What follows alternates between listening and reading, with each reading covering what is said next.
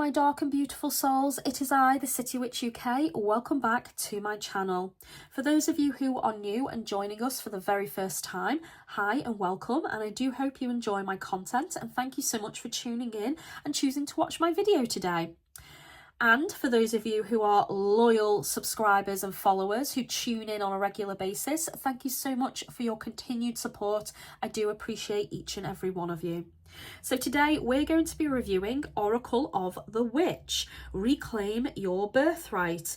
This is by Flavia Kate Peters and Barbara Micklejohn Free, and I hope I'm saying the names correctly, but I apologise if I pronounced anything wrong. This deck has been out on the market for some time now, and I haven't had a chance to review it yet. And I only recently got this copy of it, and it was actually a lovely gift from a client of mine called Diana. Diana books tarot readings with me on a regular basis, knows I have an Amazon wish list that lovely clients who wish to support me can order from, and she chose to order this deck and send it to me with love and asked me to review it for my channel, so here we are. So I know many of you might have seen this deck before, however, I haven't had the chance to review it or get my hands on it and really sink my teeth into the cards and the artwork, and I thought I would offer my opinions as per Diana's request. So here we go. First impressions is I really like the box. It's very pretty. I love the black, white and red kind of arty aesthetic. It reminds me of the recently reviewed Lilith Oracle I got my hands on, which is also a very similar art style and colour theme. So I do think those two would probably work really, really well together. This is what the back of the box looks like. So you can see a couple of the cards there. It does say this is a 44 card deck and guidebook, and it's obviously by Rockpool. I'll read you what the back says to introduce us to this deck. It's time for all witches to reawaken to the magic of the old ways. Oracle of the Witch has been created to empower all those who wish to explore the ancient path of the wise. It is packed with wisdom and guidance, and it can also be used as a teaching tool for both seasoned witches and dabblers. Each card has a magical message and witch tips, and you will learn how to understand both the shadow and light side of the messages. A magical incantation is also supplied to enable you to draw from and connect with the ancient wisdom of yesteryear. Discover how to harness your personal power as you forge together the mystical forces of nature in conjunction with ancient wisdom, magic and ritual. So there we go. One thing I will say about the back of this box, I really like how old they've made it look. There's like all these tiny little drawn, printed on cracks to give it this ancient feel. And it kind of has this like old worldly aesthetic, which I'm really digging at the moment. The box is hardback and slides on and off. Ooh, and then we have some really cool esoteric patterns on the inside of the box. Obviously that's red on red, so I do hope you can see it. But yeah, there's some gorgeous esoteric patterns in there. And then the same on the bottom of the box. And then we have, so we have our Rockpool advertising. This is just a typical little leaflet they like to put in their decks to remind you that they have an app should you wish to download it. And there's all the information. So you can find it on both the Apple App Store and Google Play. And then let's take a look at our guidebook first. So it looks like our guidebook is colour. I love that. I like when they go the extra mile and make the guidebook chunky with lots of information, but also when they make it colourful to match the cards. So for our contents list, it says we get an introduction, how to use the cards, and then Oracle of the Witch card collection. And then we get a little bit about both the authors and the illustrator. So we've got our introduction, and it says who was the Oracle? So a little bit of information about the Oracle deck and what Oracle is. Reclaiming your birthright. So this will be the purpose, the energy of the deck. Ooh, we've got an invocation to the Oracle. Shall we give that a read, guys? Deep within your past, your ancient veins doth flow, through the witch's blood that the watchers did bestow. Shem Hazar came to earth from the heavens above, teaching enchantment and magical arts and sacred love. To the divine sacred feminine with long flowing hair, whose rose awakened, unfettered and self-aware, birthed from the ashes of ancients, she did re-emerge, as the oracle of the witches, she's no longer submerged. Sharing hidden wisdom, knowledge, great work revealed, to her coven of witches who were once concealed by the untruths of others who lived in constant fear of the power of the witches birthed by her and revered. Through the magic of these cards, you will now awaken within. The witch within, who's been awaiting, will never be forsaken. Stand up, reclaim what is rightfully yours by your pure birthright. For you are a witch of the oracle, it's your divine foresight. By the power of 3 times 3, there it is done, so shall it be. Interesting. I can see there's some talk about the Temple of Apollo at Delphi as well, and the oracles there. So it looks like we get some ancient historical wisdom in this guidebook as well. Got some lovely artwork. So how to use the cards. So charging, dedication, making sacred space, shuffling techniques, asking your cards questions. And then we've got some spreads. So 1 card spread is called the Oracle Speaks. 2 card spread just says representations. So it can be a yes, no, past, present, situation, challenge, blockage, solution, focus, blockage, querent and adversary, situation, advice, problem, solution, growth, stagnation, stay, leave, challenge and solution. And then 3 card spread is the Sacred Temple. So that can be past, present, future, situation, action, outcome, mind, body, spirit, strength, weakness, advice, opportunities, challenges and outcome. Me, friend and the lesson. Problem, lesson, advice, embrace, accept, let go, situation, obstacle, lesson. And then we have a 4 card spread, which also says representations. So that is past, present, future advice, positive, negative, result advice, challenge, strength, weakness advice. And then we have pentagram spread, which is called the Council of Witches. Interesting. And then we go into our cards. So we will take a look at card number 1. Oh, it's called Diana. That's so funny. My friend's called Diana who bought me this deck, and the first card's called Diana. So card number 1, Diana, wisdom. Within your sacred temple resides deep wisdom. Rise and become the one who knows. And then we get our witchy guidance, which is information about the card. And then we've got light side unveiled, shadow side unveiled, an incantation to Diana, and then witchy information about her. So she's obviously a Greek huntress, goddess of the moon. And then we go into our next card after that. So you do get quite a bit of information. And then, like I said, the information about the author and illustrators is right at the back. So yeah, so that's our guidebook. Let's take a look at our cards. Ooh, so our deck is coated in this beautiful red foil on the sides. I really like that. It's dead pretty. It's also got this lovely smooth round edge to the top of it. And it's got this gorgeous red back to the card. Check that out, guys. That's really cool.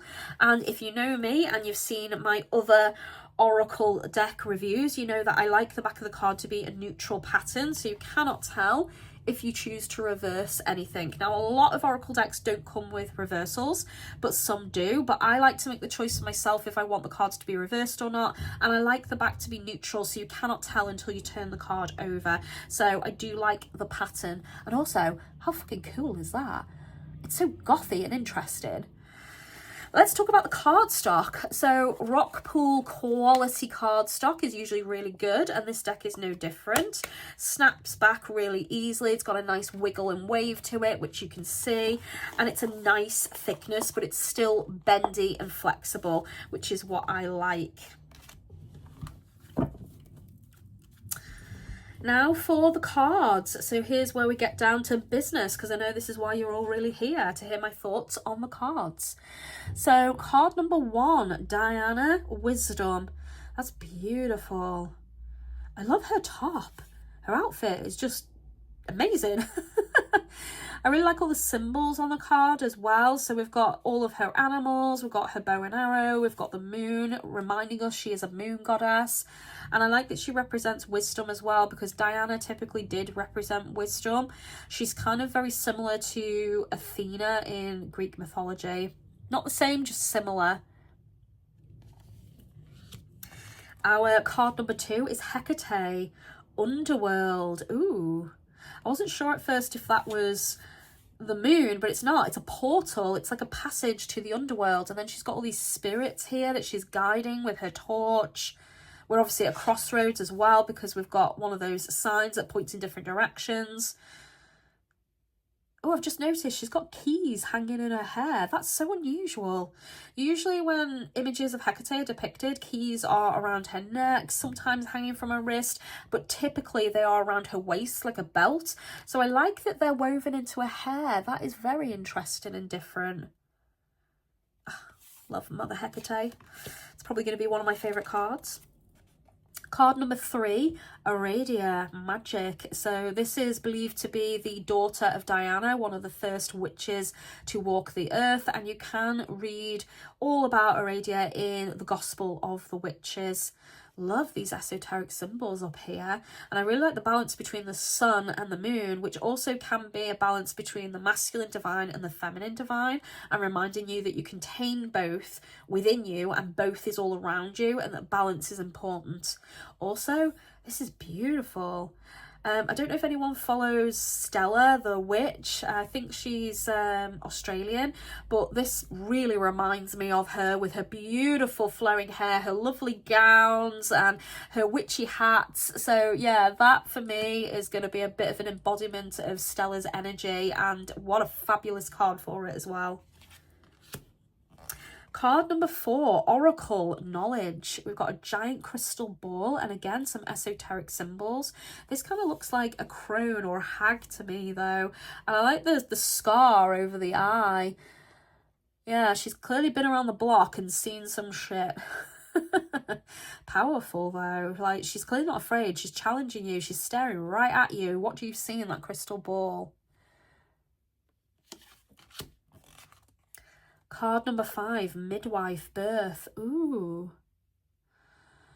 This has a very different tone to it, this card. I really like how we know it's supposed to be a person in the bed, but rather than it be a face of a man or a woman, it's a symbol.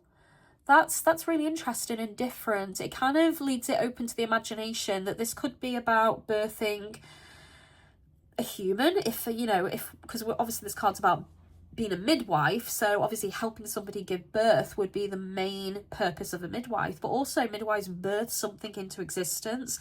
They help with the whole gestation period before the birth, and making sure that the vessel is whole and healthy and at its highest capacity before giving birth, and then obviously making it a comfortable experience. So there is a lot of different energies you could take from this card.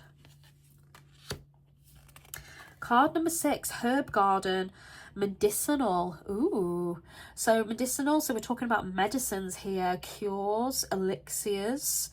And I like the way that we've got lots of different herbs in this image as well, even flowers in her hair. And she's got a lot of options and choices. Interesting how there's eyes in the wind. That's something I've only just noticed now. I hope you can see that clearly. But there is little eyes in the wind, like she's being spoken to by the wind or maybe spied on. That's interesting. Ooh. Can't wait to read the guidebook about some of the imagery in these cards. Card number 7, spellcasting, manifestation. Ooh. So this bitch ain't playing. Look at her. She is manifesting either a storm or she's dispelling the storm, showing mastery and command over the elements. And then we've got this skull in the moon, like it's watching her, like the spirit realm is paying attention. Really like the imagery of that one. Card number 8, High Priestess, Conduit. So as a high priestess myself, you're often a vessel, a voice for the deities or spirits that you're a high priestess for and of.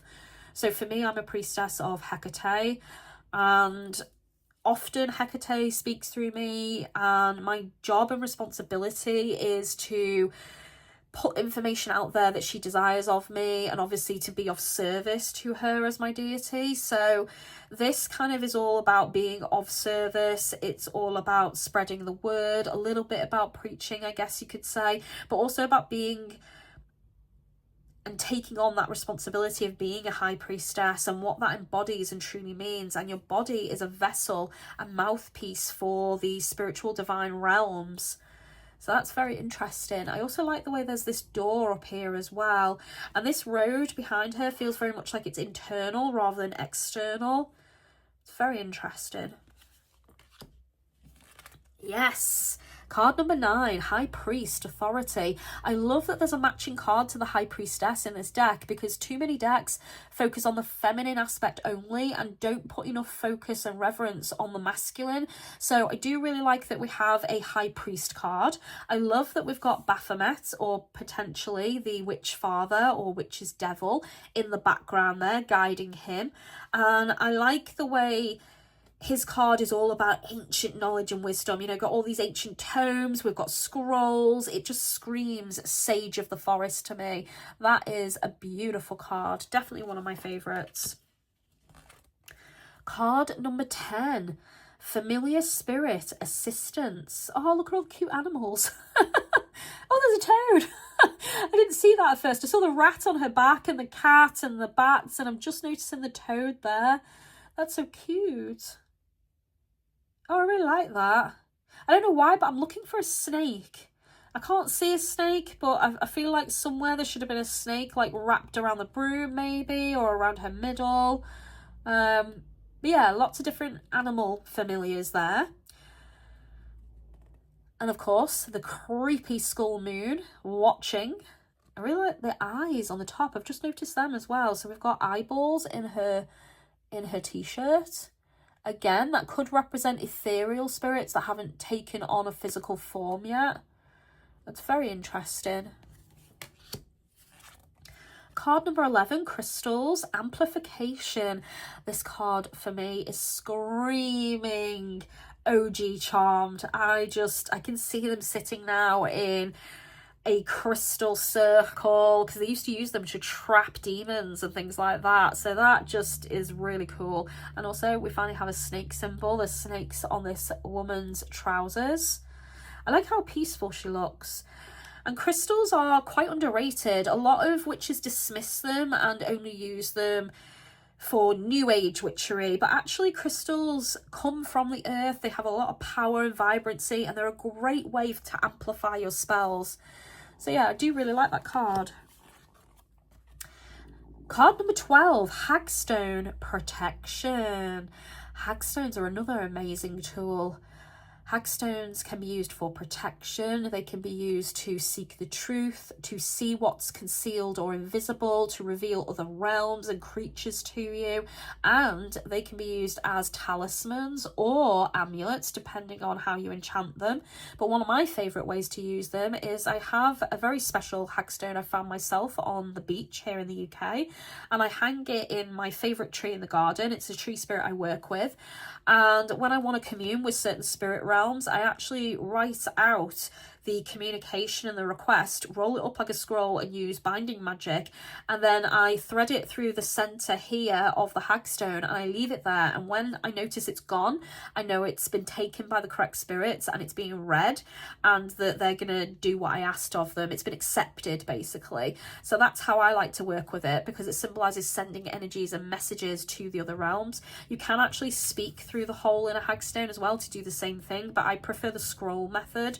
But personal preference and all that. But yeah, I do like the hagstones, one of my favourite tools. Card number 13, Candle Magic, Intention. I like that they used candle magic for that, because I think the word intention is kind of overused in witchcraft, but also in some ways it's disrespected and not used correctly. So I like that we've got intention for your candle magic, because you're imbuing the candle with your energy, the intention of your desire and what you want, and carving into the candle, putting your energy into it, your blood, sweat and tears, you know, and really dressing and working that candle layers that intention into it. So I do think that's a really good representation of the word intention.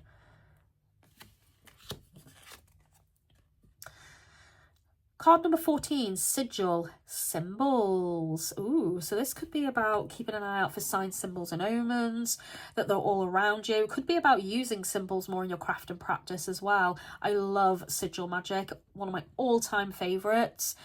I'm very in my own practice, I tend to be very folksy. You know, I like to doodle and draw symbols. I like to do knot magic. I like to send messages to nature. I like to commune with the spirits.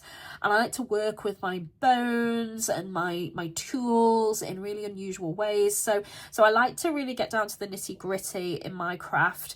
And I don't necessarily work with big deities every time I do something for myself. Most of the time it's just really simple little things using my own power.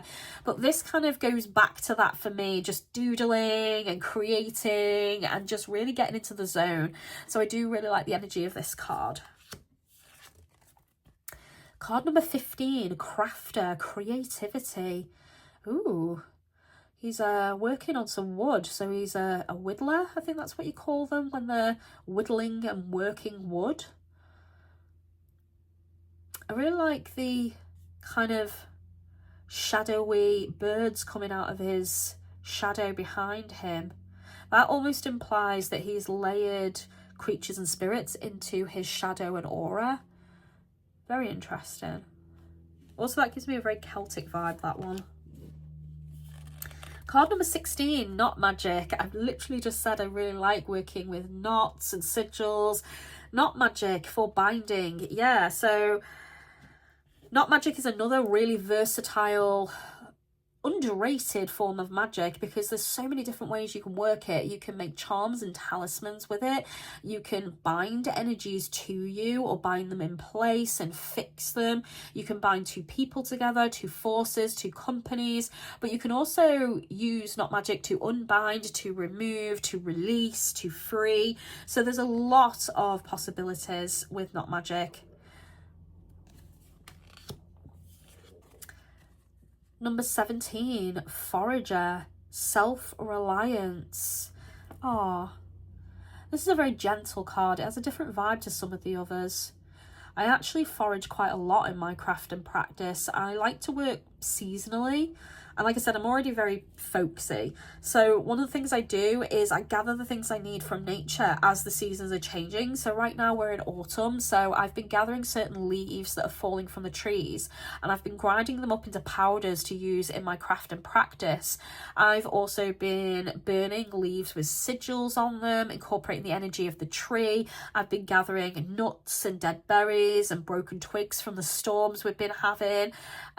Conkers have kind of been and gone, but you can still find their spiky shells left as carcasses on the ground, so I use them a lot. And I also gather things like roots and things from nature. So yeah, I think this is a card that really speaks to me and my craft and practice. And I like the way it says it's self-reliance as well, and it's kind of like relying on nature to provide you what is needed at the time it's needed. So yeah, that's why I like living seasonally, because I do think this card kind of reflects that. Card number 18, maiden innocence. Oh, the lamb's cute. Again, this has a very different vibe to it, this card. It's gentle, it's sweet, it's delicate. Card number 19, mother, fulfillment. Ooh, that's not a word you get very often with the mother card, but I would say that's very true, because I suppose for her, she's fulfilling her destiny. She's going to be able to pass knowledge on to the next generation. She's bringing life into the world, and she is the womb, the cauldron, you know, she's birthing something and bringing something into being. Powerful. Card number 20, crone, death. Ooh, so ending. And as we know, the death card in the tarot doesn't mean death. It means transition and change and transformation.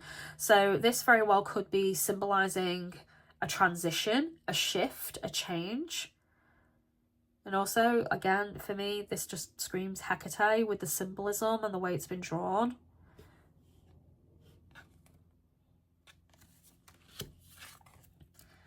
Card number 21, Elemental Magic, Nature. I like the way we've got the different symbols around her to represent that as well. Yeah, she looks like she's in balance, in command of nature, in alignment. And she looks like she's proper in her element there, for lack of a better term. Card number 22, the Old Ones, honouring. So this is ancestor energy, isn't it? Going back to not only your roots, but the roots of witchcraft and connecting with ancient witches of different lines, learning from them, because they are your ancestors, your witchy ancestors, as well as your physical ancestors if you have witches within your bloodline. Very interesting. I like the way that's got different people in it, you know, so we've got different skin tones, we've got different cultures coming through, different looks and styles and energies.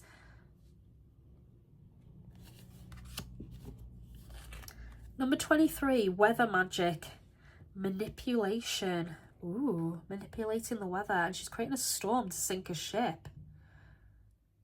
That's interesting. That kind of reminds me of the coven, the Golden Dawn, that did a ginormous spell on the shores of Britain to conjure a thunderstorm to stop the Germans from coming over, and they did exactly that. And while they didn't sink any ships, they did prevent them from travelling across and delay it by weeks, I believe.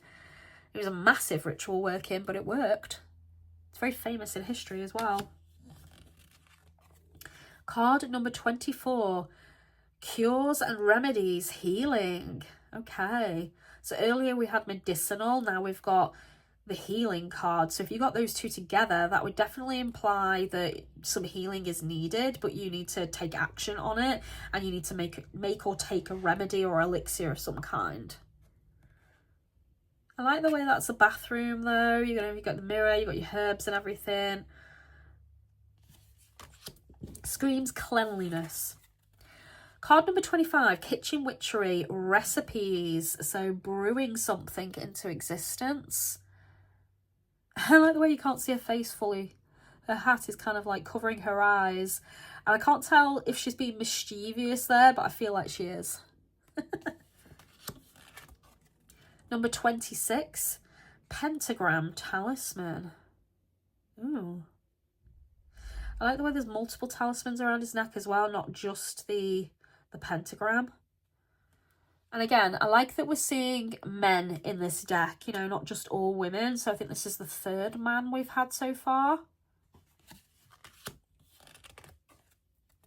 Card number 27, moon magic, phases. So seasons, cycles, phases, things coming full circle.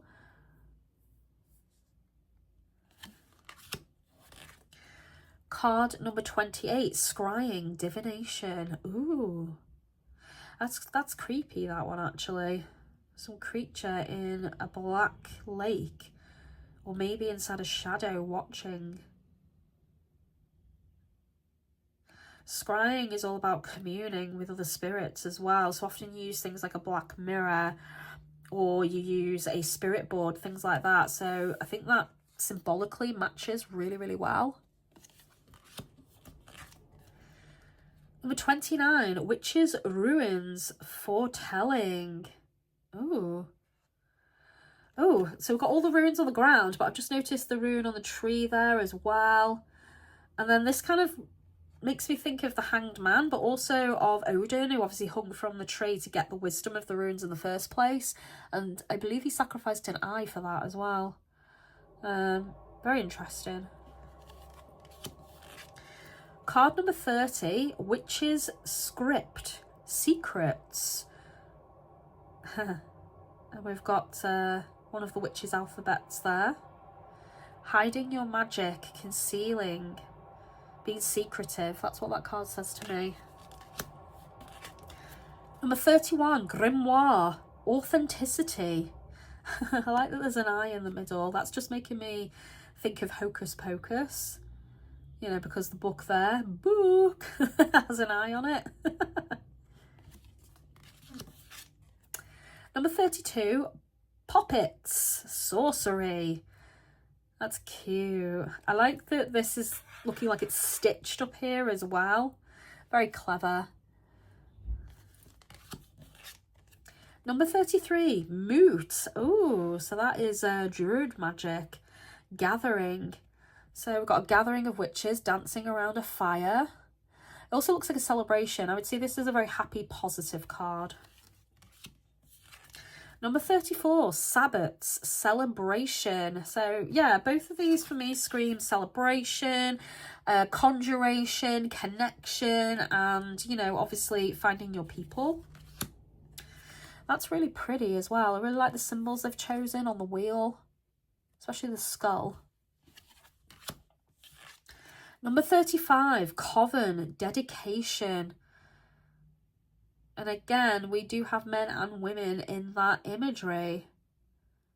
Very nice. I love the artwork. There's not a single card so far that I haven't liked. Number 36, ritual magic, initiation. This gives me Lilith vibes, this one. And obviously, we've got nudity in this one. We've had sort of shirts off with a couple of the men, but I think this is the first time we've had full-on, like, tits out kind of nudity. So there is a little bit of nudity in this deck. Please be aware, guys. Number 37, casting a circle, boundaries. So setting boundaries, creating wards, protecting yourself. And also, when you set boundaries, a lot of people forget this, but remember to articulate your boundaries so people understand where the line is and what they're not supposed to be crossing. Because if you don't voice your boundaries, how is anyone to know? And you can't punish them for it when they had no idea there was a boundary in the first place. So remembering to not only set your boundaries magically and physically, but also to articulate them and make sure there's a consequence for if someone actually crosses over that boundary as well, especially if you've warned them and asked them not to and they did it anyway.